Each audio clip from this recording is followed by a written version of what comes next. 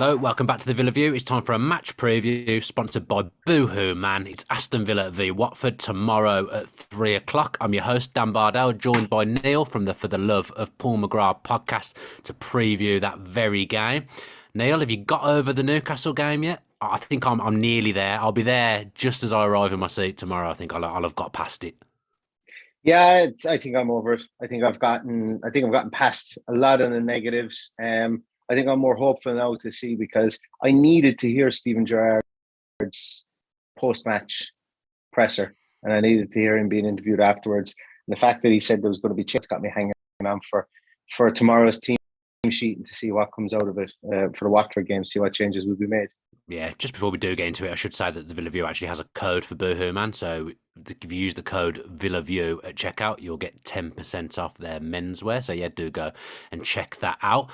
We did this the other day. I feel like we've already previewed this game, me and you, earlier on in the week. We talked about changes, and I've done another podcast since for The Athletic with Greg and Holly. I can't see what he's going to change other than Ings for Watkins. I cannot see what else he changes. I did a podcast for ourselves as well a moment ago, and I think he's going to go back to 2-6s. I think he goes back to the 2-6s. I think or maybe he doesn't bring Sanson in, but I think he goes and he plays two midfielders a bit deeper, because when you have our fullbacks bombing up and down the wing, and when you have the 2 10s, and then if you play your 3 8s across the middle of midfield, like, we stifled our own creativity against Newcastle because we couldn't get out of each other's way. There was times when you had Digne, you had Ramsey, you had Digne, you had Ramsey, and you had Douglas Luiz all over at one side of the field. Coutinho all over at one side of the field, and they were past each other in like 5-yard triangles. And for me, that doesn't work anymore, and it's been kind of found out slightly. So for me, I'd play 2-6s, because I don't think it'll take anything away from our attacking prowess at all, but it will shore us up at the back. But we'll see what comes of it. Who do you put in those 2-6 positions? Couldn't tell you. Well, if you were picking 2-6s, I think you'd pick Luiz and McGinn, but that feels very last season to me. It feels like that's what we did quite a lot last campaign. And the only two, like I say, I can see Ings coming in for Watkins. I think that's a definite change. I think if he's saying he's definitely going to make changes, I'm not saying it's a no-brainer, because there's plenty of good reasons to play Ollie Watkins. That feels one of the obvious ones that you can change. The rest of it just doesn't feel obvious at all. Ashley Young coming in for Buendia would be the other one that probably wouldn't surprise me, or possibly resting Coutinho and bringing him on as an impact sub. I could see Ashley Young coming in to give us a bit of experience in Nous, because we didn't have much Nous against Newcastle on Sunday. I don't see Sanson replace any of the midfielders, because we talked about this again. We talked about it in the last show, but you take Luiz out, he's not a 6 really, but he's the only 6 we've got, and he does wear the number 6. But Sanson's not a deep midfielder. He's not that defensive midfielder. There just isn't a defensive midfielder, and that's the obvious change, but there isn't one. I missed a good bit of what you said there, but I think I got the very end when you said that Sanson was a 6 and he's not a defensive midfielder. Yeah, there's a bit of the storm has hit us here before. Yeah, we've got problems there as well. So I think that's what happened there. But no, I got the gist of that. Now, I'm in agreement with you as well, whereby, look, I'm not going to be against Sanson if he comes in, for sure. I think that he can come in, he can do a job in there. But I think what the big thing that I'm kind of worried about is that, are we searching for a solution that we may not have? So are we just trying to plug holes? That's what I was saying. That was basically what I was saying. There's the change that you need to make, probably, but there isn't the personnel to do it. Yeah. Maybe he does something crazy. Maybe he puts in House and Mings at the back, and he puts Chambers, moves him into midfield. Maybe there's something like that. But and that's what it is. It's the intrigue of knowing that it won't be the same 11, or at least hoping, based on what Steven Gerrard said, that it won't be the same 11 that went out against Newcastle, that is going to be the main talking point over the next 24, 36 hours before the game starts. And as you say, I think the name on everyone's lips is Sanson comes in. Who does he come in for? We spoke previously about McGinn getting hooked in the game. I still think McGinn plays, and he's my favourite Aston Villa player, at the club at the moment, and he's doing fantastic. He has the opportunity to do fantastic and whatever else, but it's one of those ones that I suppose we don't really know what way it's been worked on. Ashley Priest has just put out a tweet there a moment ago to say that Ings is playing up top with Coutinho and Buendia either side of him. Well, you're saying so that's interesting. How does he know the team? Well, that's what he said. Oh, Training. he's suggesting that, is it? Okay. Yes. Yeah. Based on what's happened in training, but and I think that we could probably take a good gambler's guess that that's going to be the situation. But what happens behind those three I suppose, is really what's going to give us the bedrock to know whether we can attack or defend capably against this Watford team. What We are going to have Ismail Assar back. Yeah, typical. It feels when you're on a bit of a stodgy run like Villa are at the moment, it feels like things always happen at the wrong time. So we played Newcastle last week at completely the wrong time. They've been awful all season, and then as we're about to play them, they hit a bit of form and look relatively dangerous, and they end up beating us. Watford, I think we faced them on the first day, which wasn't a great time to face them. They haven't won many games since.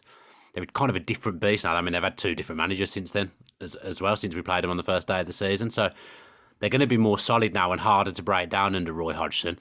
You'd like to think if Buendia and Coutinho are playing, they're the right kind of players that Villa haven't had over the years to break down a deep defensive line, a team that comes to Villa Park and sits deep and just wants to defend. But they have got players on the break that have already hurt us once this season. Dennis, Sarr, Josh King's there as well. I feel like he's had some good days against Villa in the past, if my memory serves me correctly. It's suddenly not not a walkover, but it's not the game that you were expecting a few weeks ago. With Ranieri was there when they were in free fall. No, and that's exactly it. These 5 games have now thrown up wild cards. Leeds, obviously, the 3-3 game against Leeds, Dan James plays like prime Messi, for the first 20 minutes in that game against Newcastle. Still annoyed by that. And Newcastle didn't even play great, but what happens is Trippier scores a deflected free kick and then goes off injured 10 minutes later and looks like he's going to be out for some time. They were looking at fractures and he, somewhere sprains, that kind of thing. So he's gone after the damage he's done to Aston Villa. And now you say that, Roy Hodgson, say what you like about him. He's 90, but he's doing it he's been in the Premier League. It's not like he's somebody who's coming out of the cold and has stodgy ideas. He's been in the Premier League for the last however many years with Crystal Palace, and he's going to get a tune out of Watford. And it's up to us to just take the game to them, to be a better team. We have the better players. We have the better players than Newcastle United. We have the better players than Leeds. Write them down on paper. We just do. And it's not. It's either that there's no cohesion within the team at the moment, or that the system isn't working, or something. But one way or another, that's what people are paid to do, to either play better or to set the team up better. And that's kind of where we are at the moment, because we should be getting more out of this team, I think, than we are seeing at the moment. And that's not a criticism of Steven Gerrard. I think that could be a criticism of. It's just an observation, I suppose, more so than the criticism. The players, it's 2 managers now they've put in these kind of performances for. The Newcastle performance was very end of days Dean Smith, wasn't it? And Gerrard's getting a taste of why he's perhaps ended up in the job in the first place. We spoke about it again on the after the Newcastle show that we did. Gerrard needs to find a way, not to, because look, you don't want to completely reinvent a system and an ethos and a way of playing, because then I would be saying, well, he's ripped that up quite quickly. That means it wasn't great in the first place. I like the way he has a setup. I actually really like the formation. I liked what he was trying to do, but he needs to find some subtle tweaks and tweak things that are going to make things a little bit better for us. I don't know what the answers are there, but obviously we've got in the central midfield, the fullbacks are bombing on so much that the 2 outside central midfielders are doing a lot of defending and a lot of covering off. You can play 4-3-3, have your fullbacks push forward, but not quite to the extent they are at the moment, because that isn't working. So it's about making a tweaks, trying to get John McGinn into the game a little bit more, trying to take advantage of Douglas Luiz's passing range. Not necessarily reinventing the wheel and completely changing, ripping up what you've been doing, but just finding those subtle tweaks that can make it a little bit more successful. And you hope this will be a game you can do it, don't you? That's the key for me. I don't think John McGinn is going to be drafted the weekend. No. But it's how do you utilize a player that Man United, Liverpool, all the teams have been linked with him, and we don't want to lose him to. How do you utilize a player that's drawing interest in those teams, and not utilize him as an auxiliary fill-in left or right back when our fullbacks go forward? Because against Leeds, that's what he was utilised as, and against Newcastle, that's what he was utilised as. And it's almost, and it goes back to the fact that we don't have that. We're filling a position. We're trying to put our finger in the dam, kind of, for the position of defensive midfielder, while trying to stay within the system that Steven Gerrard wants to play. And that's why I think the changes will be system based against Watford. And you do think he'll change the system? I think there'll be subtle changes. I don't think we play a flat midfield three for first. I bet I we. think I that bet we we do. will I'm play. going to say we will. I'm going to go against you.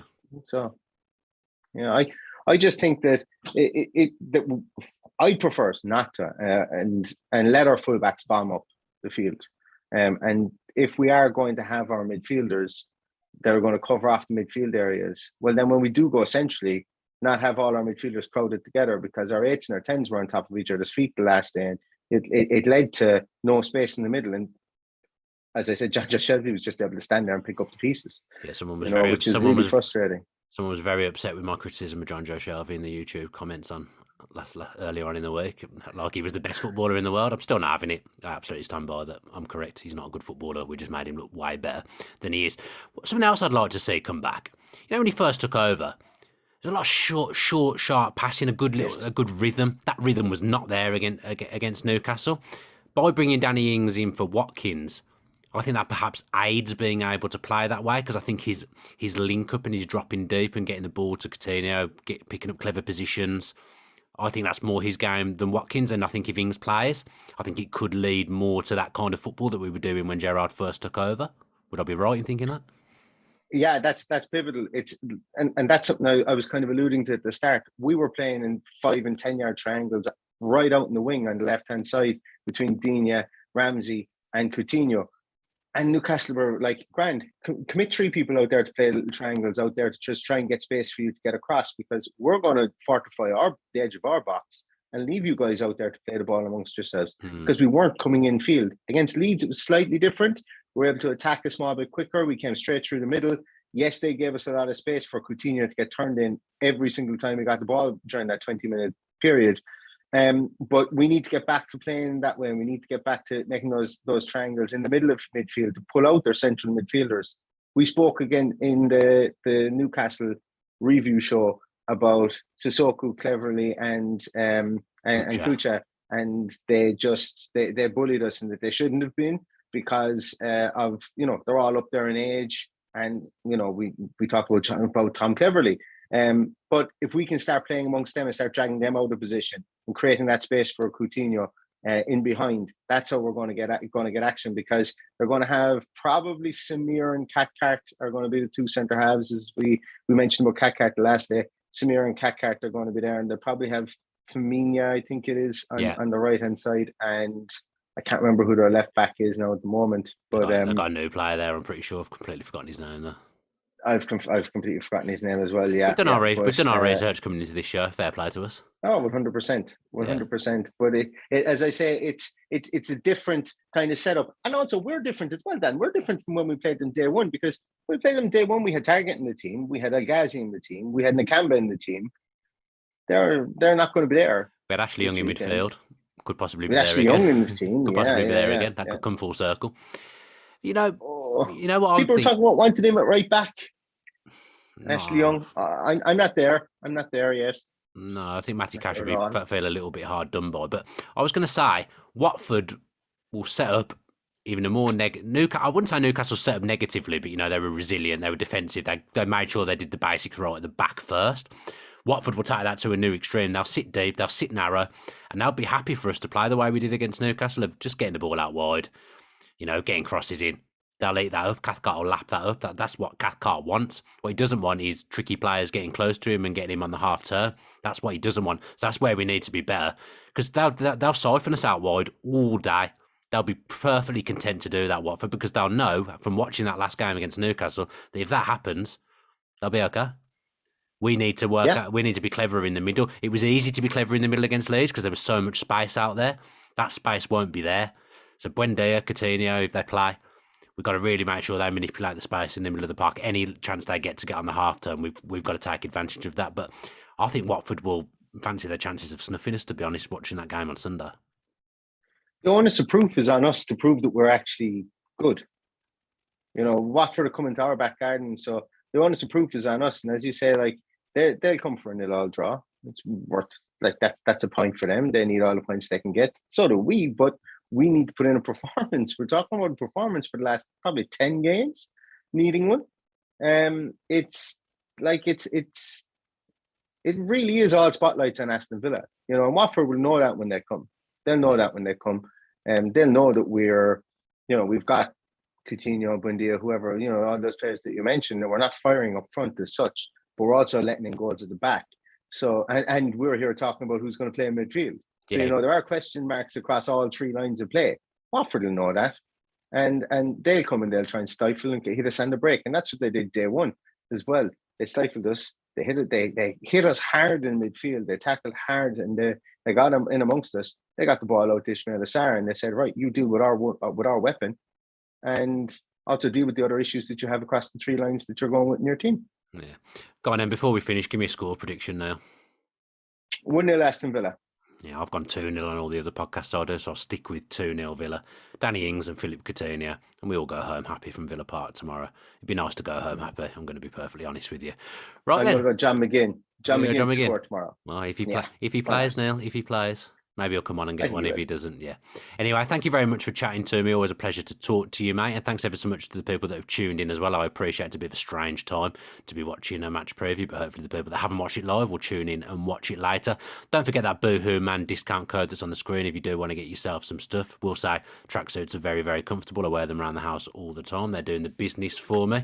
We'll be back with a post-match point either Sunday or Monday, I suspect, so watch out for that. Please, can we talk about 3 points to the Villa? And as always, up the Villa.